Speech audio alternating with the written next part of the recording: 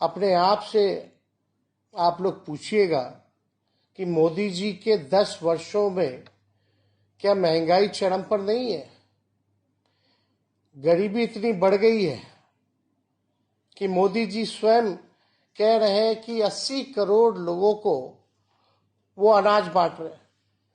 आप समझिए, देश की आधी आबादी से भी ज्यादा यानी 80 करोड़ लोगों को खुद मोदी जी मान रहे हैं, स्वीकार कर रहे हैं कि वो अनाज बांट रहे हैं। हालांकि मोदी जी के समय से अनाज बांटने की शुरुआत नहीं हुई है, ये तो कांग्रेस के जमाने से ही अनाज लोगों को बांटा गया। लेकिन आज गरीबी इतनी चरम पर है, बढ़ गया है कि 80 करोड़ लोगों को जो है अनाज बांटा जा रहा है। बेरोजगारी इतनी बड़ी है, इसलिए विगत 46 वर्षों में बेरोजगारी ने अब तक का रिकॉर्ड तोड़ दिया है। आप देखेंगे, भयानक आंकड़े मेरे सामने हैं। इंटरनेशनल लेबर ऑर्गेनाइजेशन यानी ILO, यानी हिंदी में हम कहें तो अंतर्राष्ट्रीय श्रम संगठन, और इंस्टीट्यूट ऑफ ह्यूमन डेवलपमेंट की बेरोजगारी की रिपोर्ट और ताजा आंकड़ों में मुताबिक आज देश के बेरोजगारों में से 83% युवा है, यानी 83% जो है युवा है। पढ़े लिखे युवाओं में बेरोजगारी दर जो है 65.5% है, यानी जो पढ़े लिखे युवा है उसमें भी 65.5% है। ग्रामीण क्षेत्रों में सिर्फ देखिएगा, गांव में आत्मा बस्ती है, ग्रामीण इलाकों में सिर्फ 17.5% युवा के पास काम है। यानी भारत की आत्मा जहां गांव में बसती है, 82% युवा गांव के हमारे देश में बेरोजगार है।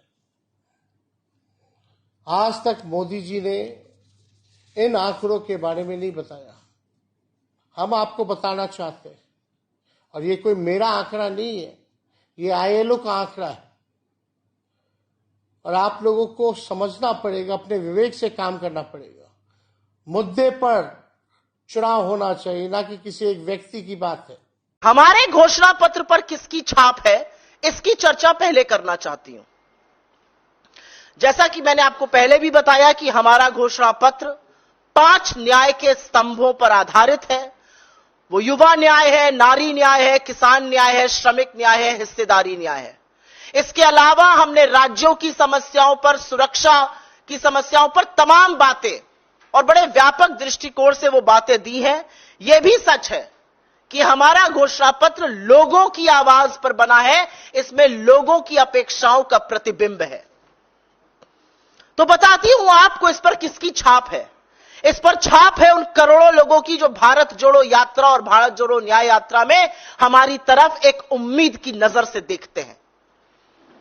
इस पर छाप है देश के युवाओं की, इस पर छाप है देश की नारियों की, इस पर छाप है देश के किसानों की, इस पर छाप है देश के श्रमिकों की, इस पर छाप है देश के उन लोगों की जो हाशिए पर है, और उनकी भागीदारी और हिस्सेदारी हम सुनिश्चित करेंगे। इस पर अमिट छाप है उन लोगों की जिन्होंने 10 साल से सिर्फ जुमले झेले। इस पर उन लोगों की छाप है जो गरीब से और गरीब हो गए। इस पर उन लोगों की छाप है जिन्होंने कोरोना काल में अपनों को तड़प तड़प के दम तोड़ते देखा। इस पर छाप है उन श्रमिकों की जो चिलचिलाती धूप में सड़कों पे नंगे पैर, फोपले और छाले लिए पैदल चलने को मजबूर थे। इस पर छाप है देश के उन लोगों की जिनके हक मार के धन्ना सेठों की तिजोरियां भरी गई। इस पर छाप है उन लघु मध्यम उद्योगों की जिन पर ताले पड़ गए इस सरकार की मनमानी नीतियों से। इस पर छाप है उन 700 किसानों की जो हक मांगते हुए शहीद हो गए। इस पर छाप है उन किसानों की जो हक मांगकर जब लौट रहे थे तो उनको गाजर मूली की तरह रौंद दिया गया। इस पर छाप है उन युवाओं की जो जी तोड़ मेहनत करते हैं, हर संभव प्रयास करते हैं, और जब इम्तिहान देते हैं पेपर लीक हो जाता है तो वो हताश हो जाते हैं। इस पर उनकी छाप है।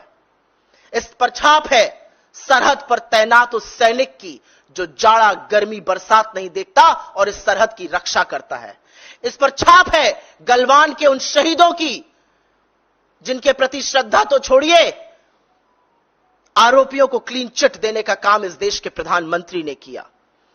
इस पर छाप है उन सैनिकों की जिनके शौर्य और पराक्रम के बल पर यह देश सुरक्षित है, हम और आप सुरक्षित हैं, लेकिन जिनके शौर्य और पराक्रम और मनोबल को तोड़ने का काम नरेंद्र मोदी की क्लीन चिट और उनके विदेश मंत्री के ऊल जलूल बयान करते हैं। इस पर छाप है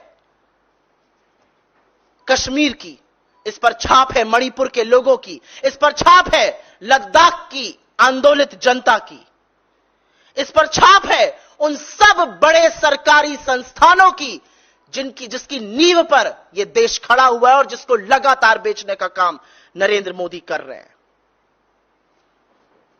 इस पर छाप है देश की जनता की, इस पर छाप है हौसले की, इस पर छाप है आशा और उम्मीद की।